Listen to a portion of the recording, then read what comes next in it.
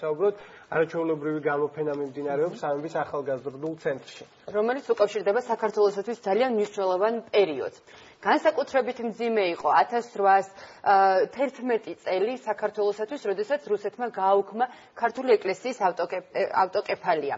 თუმცა ერთ საუკუნეზე დიდხანს იყო დაკარგული ქონდა თავისუფლება ქართულ ეკლესიას და სწორედ 1917 წლის ძველი სტილით 12 მარტს, ხოლო ახალი სტილით 25 მარტს დაუბრუნდა საქართველოს ეკლესიას სწორედ ეს ავტოკეფალია, თუმცა 1989 წლამდე მსოფლიოს არ უღიარებია ის, რომ საქართველოს ჰქონდა დაბრუნებული ავტოკეფალია და ეს მნიშვნელოვანი თარიღია სწორედ 99 წელით დანარჩენ თარიღებთან დაკავშირებით. სწორედ ამ თემასთან დაკავშირებით იმართება გამოფენა სამების ახალგაზრდულ ცენტრში, გუშინ გაიხსნა და დღესაც შეგიძლიათ მიბრძანდეთ და დაათვალიეროთ, თუ რა არის წარმოდგენილი, ჩვენ ამ ყველაფერს ვნახავთ ლევან ჯობავის სიუჟეტში.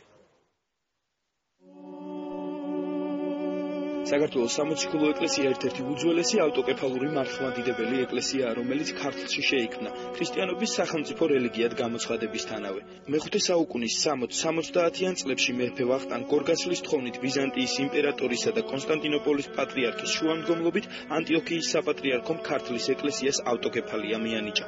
1811 წელს რუსეთის საიმპერატორო კარმა უკანონოდ გააუქმა საქართველოს ეკლესიის ავტოკეფალია. მოსკოვის საპატრიარქო მმართველობა და საქართველოს ეკლესია საეგზარქოსოს უფლებით დაუქვემდებარა რუსეთის ეკლესიის სინოდს. 1917 წლის მარტში საქართველოს სამღვდელოებამ აღადგინა ქართული ეკლესიის ავტოკეფალია და კვლავ შემოიღო საპატრიარქო. 1999 წელს მე-5 საუკუნიდან არსებული საქართველოს ავტოკეფალია დაადასტურა მსოფლიო საპატრიარქომ. ავტოკეფალიის აღდგენის დღესთან დაკავშირებით სამების საკათედრო ტაძრის ახალგაზრდულ ცენტრში გამოფენა გაიმართა. ღონისძიებას საქართველოს კათოლიკოს პატრიარქი უწმინდესი და უნეტარესი ილია მეორე დაესწრო. მან დაათვალიერა დარბაზში გამოფენილი უძველესი ნამუშევრები და მათი ასლები. ეროვნული არქივის ხელმძღვანელს ილია მეორე იმ ორი დოკუმენტის ასლის გადაცემას დაპირდა, რომლის თანახმადაც მსოფლიო საპატრიარქომ საქართველოს ეკლესიას ავტოკეფალია დაუბრუნა. ჩვენ გამოფენაზე წარმოადგენთ დოკუმენტები მე-9 საუკუნიდან მე-18 საუკუნემდე, მათ შორის გახლავთ მე-10 საუკუნის გალობის ტექსტი, რომელზეც დატანილი არის ერთ-ერთი ყველაზე ძველი სანოტო ნიშნები.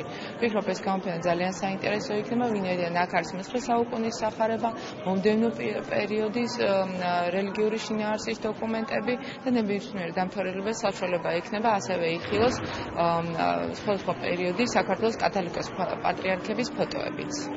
გამოფენილ დოკუმენტებს შორის ერთ-ერთი ყველაზე ძველი საეკლესიო ნამუშევარი ანჩის სახარებაა, რომლის წყაროს თავიდან გადმობრძანება თამარ მეფეს უბრძანებია. ბექაოპიზარს სახარების შელახული ყდა ვერცხლით მოუჭედავს. ამის შემდეგ სახარება გაურკვეველი მიზეზით წალკაში მლოცველთა ოჯახში აღმოჩნდა და შემდეგ წალკის ეკლესიაში დააბრძანეს. ეს ხელნაწერი გადაუტანიათ წალკის ეკლესიაში და იქიდან უკვე მოხვდა ეროვნულ არქივში 1923 წელს. და იმის შემდეგ პატრიარქის ლოცვა-კურთხევით 2008 წელს გაუკეთდა რესტავრაცია და აფინანსა პატრიარქმა, გაუკეთდა რესტავრაცია და იგი ძალიან კარგ მდგომარეობაში ინახება, რომელიც საუკუნეებს გაუძლებს. მართლმადიდებლობის ზეიმისა და ავტოკეფალიის აღდგენის დღესთან დაკავშირებულ გამოფენაზე ასევე გამოტანილია დავით აღმაშენებლის ანდერძი და ლაშა გიორგის ბრძანება შიომღვიმის მონასტრისადმი. წერილობით დოკუმენტებთან ერთად დამთვალიერებელს საშუალება აქვს საეკლესიო მოხატული ხელნაწერები და საეკლესიო პირთა ფოტოები დაათვალიეროს. ძალიან საინტერესო იყო ყველაფერი ეს ჩვენი წარსული ცხოვრებიდან, ჩვენი ეკლესიური ცხოვრებიდან, ყველაფერი საინტერესო იყო, თითქმის ყველა მომეწონა და ასეთი გამოფენები ხშირად ჩატარებული იყო, ძალიან კარგი იქნება.